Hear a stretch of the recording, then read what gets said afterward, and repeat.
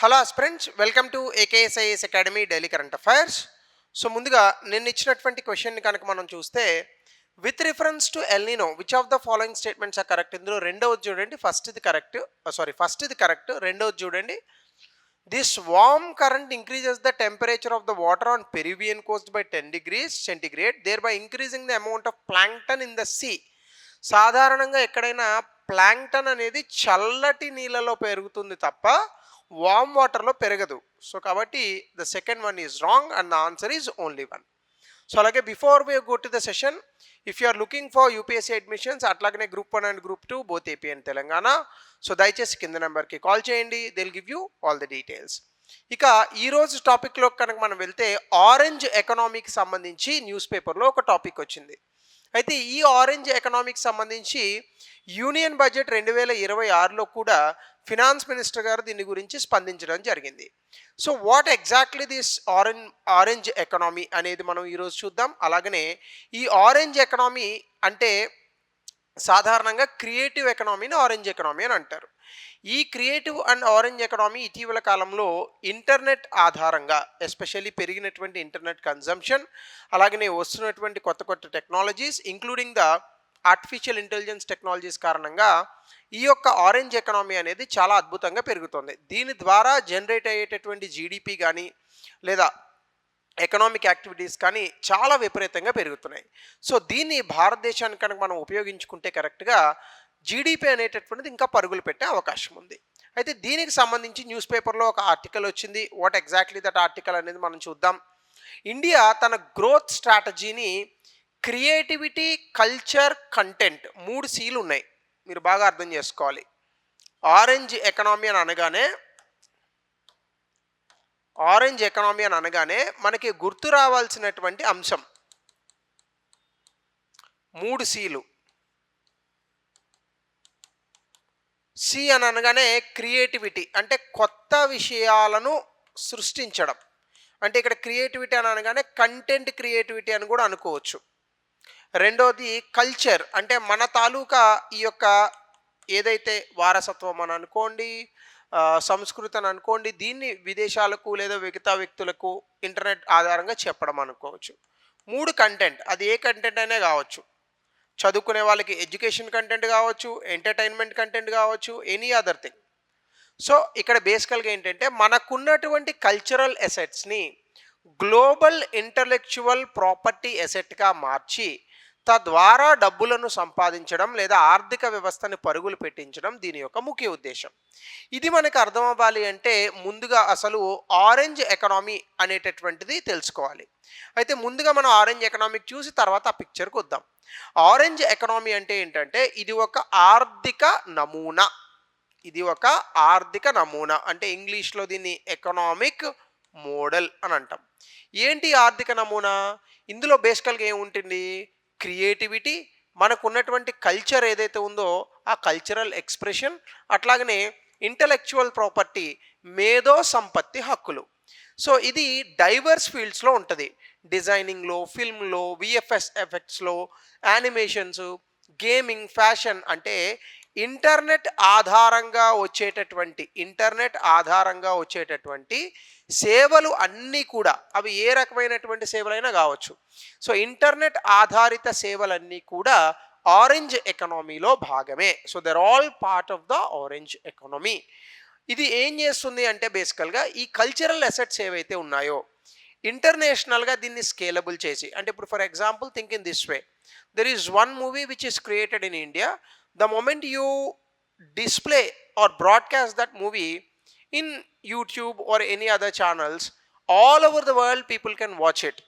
The moment all over the world people are watching it, you can scale your revenue to a major extent. ఉదాహరణ, భారతదేశంలో తీసినటువంటి ఒక cinema Baahubali, అనేక భాషలలో ఆ సినిమాని ప్రదర్శించారు. అనేక భాషలలో ఈ సినిమాని ప్రదర్శించినటువంటి కారణంగా ఆ సినిమా మొత్తం భారతదేశంలోనే అప్పటి వరకు తీసుకురానంత డబ్బుని తీసుకొచ్చింది. దాదాపు 1800 కోట్ల రూపాయలను ఆ సినిమా తీసుకొచ్చింది. తర్వాత చాలా సినిమాలు తీసుకొచ్చి ఉండొచ్చు, కానీ ఆ క్రియేషన్ ఏదైతే ఉందో ఎక్కువ మందికి రీచ్ కావడం వల్లనే ఆ స్థాయి వచ్చింది. అంటే సినిమాలో దమ్ము ఉండాలి, ఆ సినిమాని ఎక్కువ మంది చూడగలగాలి. ఇలాగనే నార్త్ ఇండియాలో ఉన్నటువంటి హిందీ మూవీస్ ఎక్కువగా నార్త్ ఇండియాలో తీస్తూ ఉంటారు. లేదా నార్దర్న్ పార్ట్ ఆఫ్ ఇండియా. అక్కడ 'దంగల్' మూవీ అని ఒక సినిమా తీశారు. అది చైనాలో చాలా అద్భుతంగా ఆడింది. అంటే ఒక దేశంలో, ఒక ప్రాంతంలో, ఒక భాషను అనుసరించి తీసినటువంటి ఒక సినిమా వేరొక భాషలలో అనువదించడం కారణంగా, వేరొక భాషలలో ఆ సినిమాని ప్రదర్శించడం కారణంగా అధిక డబ్బుని తీసుకొచ్చింది. ఇప్పుడు ఇలా క్రియేటివిటీని కూడా ఇంటర్నెట్ ఆధారంగా మనం చేస్తున్న క్రియేటివిటీని అన్ని ప్రాంతాల్లోని కూడా అంతర్జాతీయంగా మనం వెళ్ళగలిగితే దాని కారణంగా భారతదేశానికి కూడా అధికంగా డబ్బు వస్తుంది. దాని ద్వారా మన జీడిపి పెరుగుతుంది. సో ఇందులో ఇప్పుడు యానిమేషన్ అండ్ విఎఫ్ఎక్స్ 2024లో యానిమేషన్ మార్కెట్ $103 బిలియన్ ఉంటే యానిమేషన్ మార్కెట్ 2027లో అంటే కేవలం 3 సంవత్సరాల్లో $147 బిలియన్ చేరింది. సో అలాగనే యానిమేషన్కి ఇలాంటి వాటికి సంబంధించి ఏవిజీసీ ప్రొఫెషనల్స్ అని అంటారు. వాళ్ళు 3 లక్షలకు ఉన్నారు. అలాగే సీనియర్ టాలెంట్ కూడా మన దేశంలో 20% ఉంది. మిడ్ లెవెల్ టాలెంట్ 30% ఉంది. ఇండియాలో ఏవిజీసీ సెక్టారు దాదాపుగా 2030 కల్లా 2 మిలియన్లు అంటే 20 లక్షల మంది ఈ యొక్క క్రియేటివిటీ, అలాగే గ్రాఫిక్స్, డిజైన్స్, విఎఫ్ఎక్స్ ఇట్లాంటి వాటిల్లో 20 లక్షల మంది దాదాపుగా ఈ రంగంలో ఉంటారని అంచనా. అంటే దాదాపుగా మన దేశంలో చాలా అద్భుతంగా ఈ యొక్క ఆరెంజ్ ఎకనామీ దానికి సంబంధించిన ప్రొఫెషనల్స్ పెరుగుతున్నారు. దీనికి సంబంధించి మనం డేటాని కనుక తీసుకుంటే డిజిటల్ రీచ్లో భారతదేశంలో దాదాపుగా 100 కోట్ల మంది ఇంటర్నెట్ సబ్స్క్రైబర్స్ ఉన్నారు. ఇందులో 100 కోట్లకు పైగా భారతదేశంలో ఉన్నటువంటి వాళ్ళకి బ్రాడ్బ్యాండ్ కనెక్టివిటీ అంటే చాలా అద్భుతమైన స్పీడ్ ఉన్నటువంటి ఇంటర్నెట్ సౌకర్యాలు ఉన్నాయి. దాని కారణంగా డిజిటల్ ఎంటర్టైన్మెంట్ అంటే మనం ఇచ్చేటటువంటి ఎంటర్టైన్మెంట్ డిజిటల్ రూపంలో అద్భుతంగా అందించడానికి ఒక మార్గం ఉంది. 2, భారతదేశంలో ఈ యొక్క ఇంటర్నెట్ ఆధారిత గేమ్స్ అనేటటువంటివి కూడా అద్భుతంగా ఉన్నాయి. ప్రపంచవ్యాప్తంగా ఇది world second largest gaming market. దాదాపుగా 42.5 కోట్ల మంది ఈ ఇంటర్నెట్ ఆధారంగా ఫోన్లలో, ఇంటర్నెట్లో అద్భుతంగా గేమ్స్ ఆడేటటువంటి వ్యక్తులు ఉన్నారు. దీని కారణంగా మనకి 2023కి 16,428 వేల కోట్ల రూపాయలు 16,000 కోట్ల రూపాయలు 16,428 కోట్ల రూపాయలు 2028లో 2023లో 28% కాంపౌండెడ్ యాన్యువల్ గ్రోత్ రేట్తో నమోదైంది. అంటే గేమింగ్ రంగంలో చాలా అద్భుతంగా భారతదేశం ముందుకెళ్తోంది. 3, క్రియేటర్ ఇంపాక్ట్ 2 నుంచి 2.5 మిలియన్లు అంటే 20 లక్షల నుంచి 25 లక్షల మంది అనేక రకాలుగా యూట్యూబ్, ఇన్స్టాగ్రామ్ ఇలాంటి అనేక రకాలైనటువంటి సోషల్ మాధ్యమాలలో, సామాజిక మాధ్యమాల్లో ఇన్ఫ్లుయెన్సర్స్గా ఉన్నారు. దీనివల్ల 350 నుంచి 400 బిలియన్ కన్జ్యూమర్ స్పెండింగ్ అంటే ఇన్ని వందల వేల కోట్ల రూపాయలు కన్జ్యూమర్ స్పెండింగ్ జరుగుతోంది. దానివల్ల ఈ ఫిగర్ 2030 కల్లా $1,00,000 కోట్ల టచ్ అయ్యేటటువంటి అవకాశం ఉంది. Economic contribution YouTube creative system ఒక్కటే దాదాపుగా భారతదేశ జీడిపిలో 16,000 కోట్ల రూపాయలు కాంట్రిబ్యూట్ చేసిందంట. అంటే యూట్యూబుల ద్వారా మనకి ట్యాక్సుల రూపంలోనో మరొక రూపంలోనో వచ్చింది 16,000 కోట్ల రూపాయలు జీడిపికి యాడ్ అయింది. ట్యాక్సులు, దాని ద్వారా జరిగినటువంటి బిజినెస్ ఇవన్నీ కలుపుకుంటే ఇది ఫుల్ టైం జాబ్స్లో 9 లక్షల మందికి జాబ్స్ కల్పించింది. ఒక్క యాప్, ఒక వెబ్సైట్ 9,30,000 మందికి ఫుల్ టైం జాబ్స్ కల్పించింది.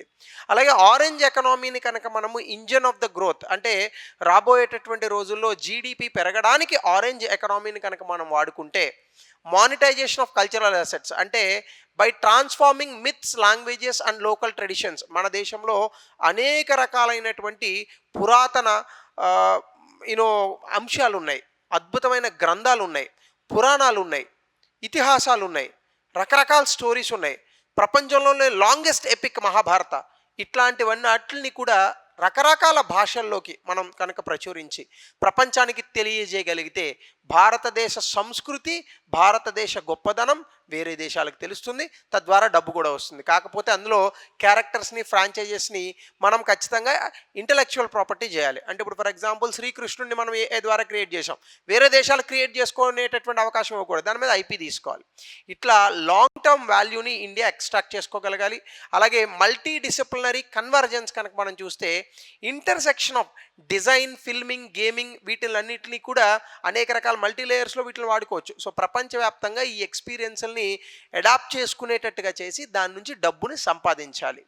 అట్లానే కనుక మనం చేస్తే ఎంప్లాయ్మెంట్ జనరేషన్, గవర్నమెంట్‌లో ఇప్పుడు మనకి ఈ యొక్క గ్రాఫిక్స్, యానిమేషను, విఎఫ్ఎక్స్ ఎఫెక్ట్స్, అలాగనే ఇది ఉంటుంది చూడండి, కళ్ళకి పెట్టుకుంటాం వాటిని, విర్చువల్ రియాలిటీ ఉంటుంది కదా, ఆ విర్చువల్ రియాలిటీ ఇలాంటి ఇనిషియేటివ్స్ అన్నీ కూడా 20 లక్షల ఉద్యోగాలను క్రియేట్ చేయగలదు, ప్రత్యక్షంగా పరోక్షంగా. క్రియేటర్ లెడ్ ఎంటర్‌ప్రెన్యూర్‌షిప్ అంటే ఏంటి? ఇప్పుడు క్రియేటర్ ఎకనామీ, కొత్తగా కంటెంట్ క్రియేట్ చేస్తున్నారు. సో భారతదేశంలో కొత్త నరేటివ్స్ వస్తున్నాయి, ప్రపంచవ్యాప్తంగా దీనికి ఆడియన్స్లు పెరుగుతున్నారు. దీనివల్ల ఏమవుతుందంటే ఒక కమ్యూనిటీకి సంబంధించి కమ్యూనిటీ లెడ్ కల్చరల్ మొమెంటం, అంటే ఒక పర్టికులర్ ఇండియన్ సినిమాని చూసే ఒక కమ్యూనిటీ వేరే దేశాల్లో ఏర్పడుతుంది. భారతదేశంలో ఇప్పుడు ఫర్ ఎగ్జాంపుల్ మనకి తమిళనాడులో ఆల్వేస్ వెల్కమ్ యూ అని ఒక విలేజ్ కుకింగ్ ఛానల్ ఉంటుంది.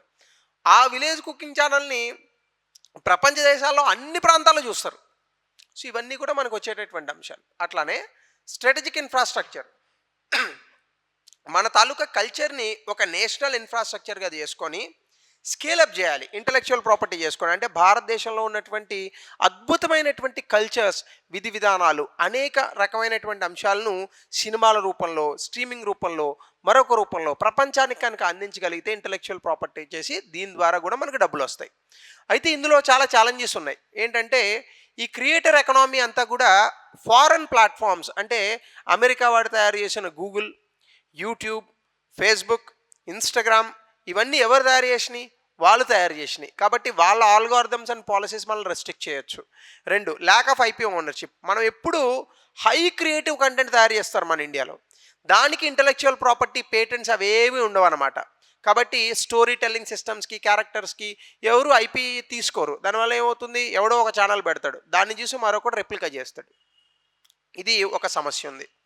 3, ఫ్రాగ్మెంటెడ్ ట్రైనింగ్, అంటే కరెంట్ ఎడ్యుకేషన్ సిస్టమ్ చాలా నారో స్పెషలైజేషన్స్ చూస్తుంది. అంటే ఇంటర్ డిసిప్లినరీ క్రియేటివ్ ఇంటెలిజెన్స్ కానీ ఇట్లాంటి వాటిని మోడర్న్ మార్కెట్స్ గురించి కానీ, ఫర్ ఎగ్జాంపుల్ ఒక కంటెంట్ క్రియేషన్ గురించి కానీ ఎక్కడైనా డిగ్రీలు కానీ దానికి ప్రొఫెషనల్ కోర్సులు కానీ ఉన్నాయా? ఎంతసేపు ఒక టాపిక్స్ మార్కులు చదవండి, టెక్స్ట్ బుక్, ఎగ్జామ్ రాయండి, మార్క్స్, ఇంతవరకే మన ఎడ్యుకేషన్ సిస్టమ్ ఆగిపోతుంది.